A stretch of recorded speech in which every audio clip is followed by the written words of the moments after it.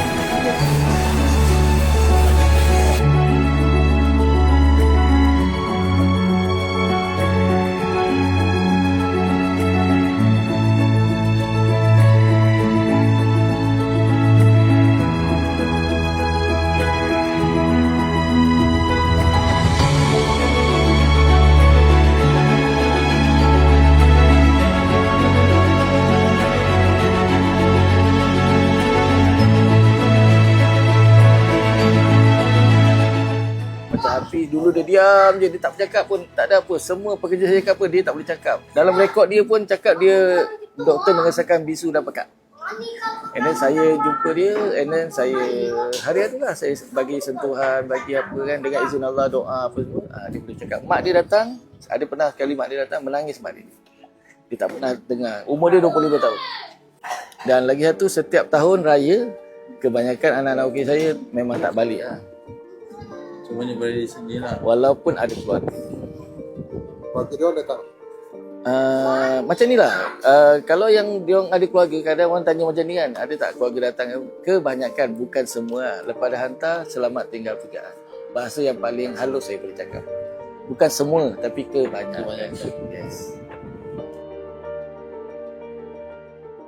Assalamualaikum Tuan Hamdi. Terima kasih kerana sudi menerima rombongan kami. Saya Muhammad Fazul dan rakan-rakan daripada Yayasan Roy Faizal.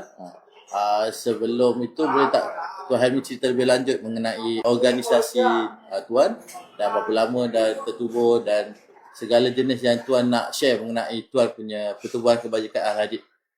Okey, Assalamualaikum warahmatullahi wabarakatuh. Nama saya Helmi, saya founder Rumah Kebajikan ni lah. Actually Al-Hadid ni dah 2 tahun lah dekat Ampang.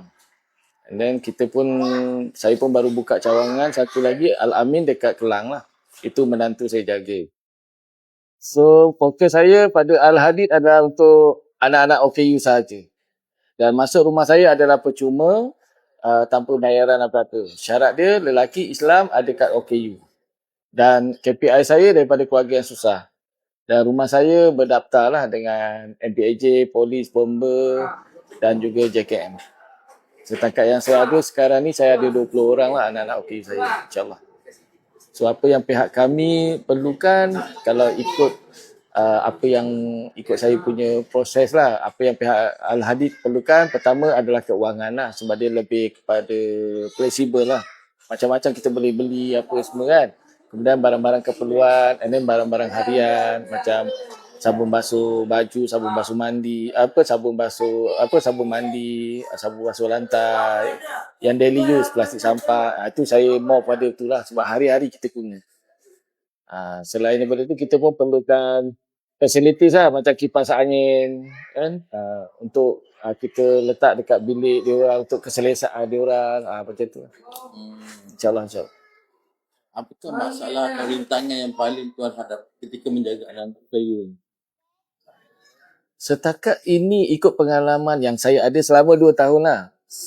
Masalah yang berat tak ada. Pada saya lah. Saya tahu pada orang lain lah. Tapi biasa anak-anak OKU ni saya boleh andaikan dia orang ni macam bom jangka. Bila-bila boleh meletup. Contoh macam Hafiz, keadaan dia okey. And then kalau bila dia tantrum, apa-apa pun dia boleh buat lah. Itu antara cabaran kita lah. Dan cabaran saya yang betul-betul yang saya rasa mencabar masa saya buka rumah ni adalah soal makanan lah. Kekurangan makanan masa tu kan. Sebab orang pun tak kenal kita apa semua kan. Jadi itu yang cabaran lah. Tapi saya percaya pada rezeki Allah bagi, kita usaha pelan-pelan kan, insyaAllah. Bagaimana operasi yang tuan jalankan untuk menjaga mereka? Sama ada shift ke, sama ada Ya, Guru mana? Guru raya mana? apa tu? Guru raya. Lagu raya. Lagu raya minta Abang Tommy buka lagu raya sekarang. Apa yang pihak saya buat, pihak kami buat lah. Kita gunakan banyak sumber lah. Pertama, sukarelawan. Yang kedua, kita ada saya punya Facebook, TikTok untuk dapatkan sumbangan daripada orang ramai lah. Dan sebab kita beroperasi 24 hours lah. Setiap hari memang ada anak OKU apa semua kan. So macam mana kita nak maintain, macam tu lah.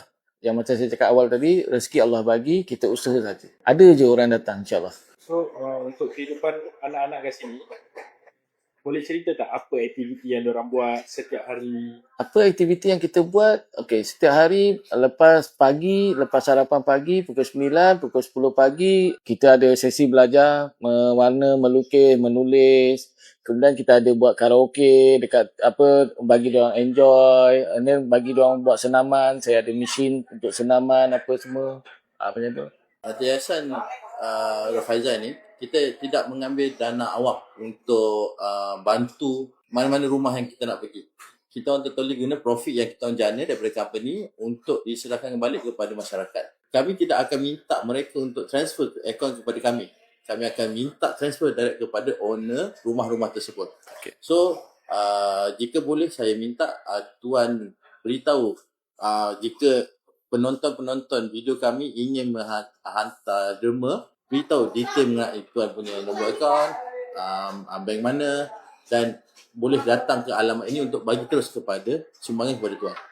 So, jika boleh saya minta tuan just share kepada kami nombor akaun tuan, bank apa dan mana tempat supaya mereka boleh datang terus. So sekiranya ada pihak-pihak daripada luar yang ingin memberi sumbangan kepada Rumah Kebajikan OKU Al-Hadid Ampang ini, boleh berurusan dengan saya, boleh kontak saya, WhatsApp saya, dan saya akan berikan nombor akaun Rumah Kebajikan Al-Hadid, yang itu M-Bank punya akaun lah.